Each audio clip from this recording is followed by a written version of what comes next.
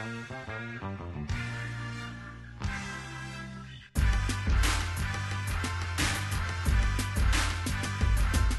my name is Prog. I'm a member of the Melee It On Me podcast. I'm from Long Island, New York, currently residing in Brooklyn, and I'm actually one of the main commentators on Super Smash Bros. Melee scene. As well as a lot of people say like the main representative. I have no idea why, I'm just some guy, but that's basically what I do in this community. Evolution 2013 has been a major treat, Coming back to Evolution after 6 years as a Smash game, getting this opportunity twice when so many communities were killed to have it once, and just how amazing this entire event has been just in terms of all these different generations of Smash colliding at one point. There's nothing like it. And of course, the entire EVO staff has been wonderful, and it's just been fantastic, so not much more can be said. The tournament has been fantastic. I mean, tons of stellar matches, and that's to be expected when you have the largest tournament in our game's history, doubling our previous record. Tons of upsets, tons of just stellar plays going for these top 8 placements.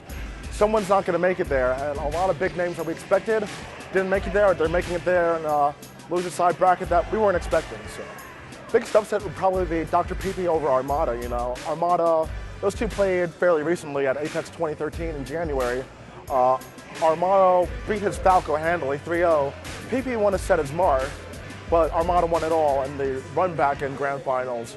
But doing 2-0ing him as Falco after being 3-0'd in winners finals, I don't think anyone could have seen that coming.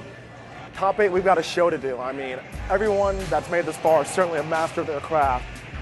And just any of these matches could be, anyone's matches could be a national or a regional grand finals.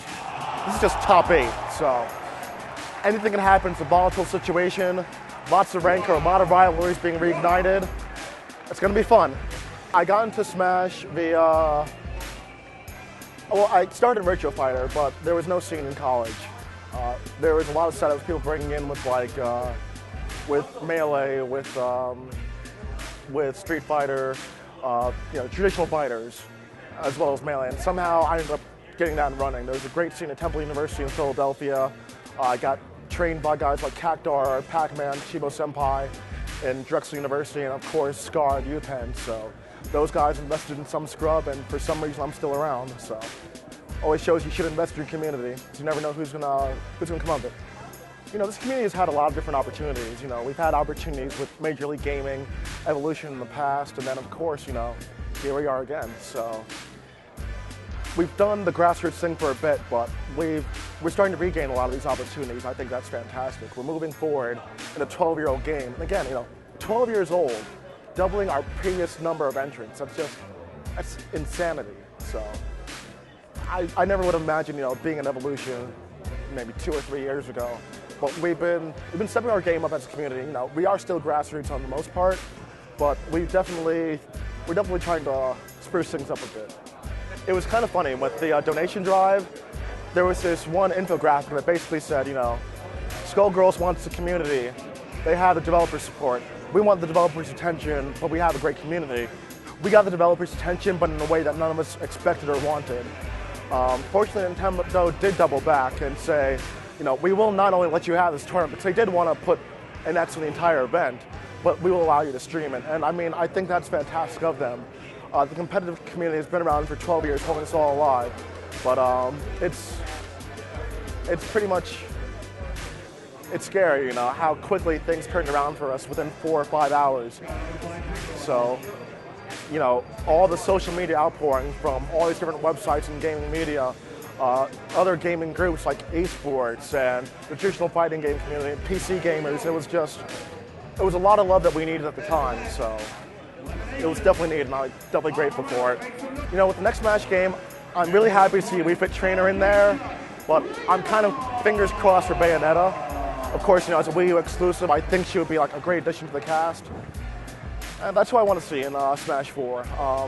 But in terms of the game itself, it kind of seems from early interviews that Sakurai kind of wants to have an amalgam of Melee and Brawl, where you have some of those advanced techniques, kind of like bridging the gap between the two communities. Hopefully it does turn to something that the competitive community does cherish. So that we can get events like this happening again.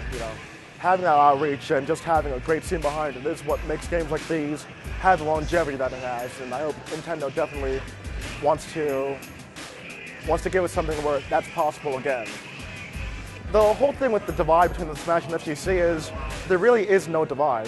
We are just a subsect of it. You don't say the anime gamers have a problem with X, but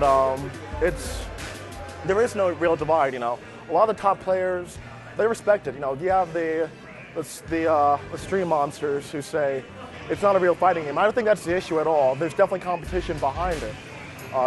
With games like chess, is it the game that makes it competitive or is it the community?